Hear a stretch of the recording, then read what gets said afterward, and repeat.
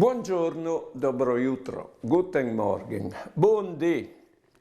Lo sentito nominare Alex Zanardi.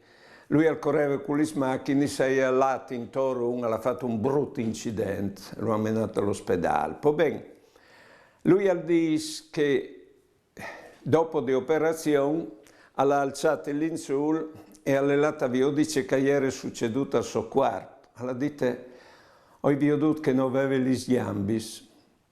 E allora ha detto, io ho messo tutta il chiave di non pensare a ciò che avevi perduto, ma di pensare a ciò che mi era restato e di ringraziare il Signore perché.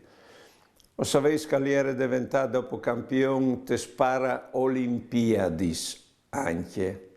Ecco, allora ho divisarsi di Cecovin e di ringraziare il Signore prima di perderlo. Buone giornate e buone vite.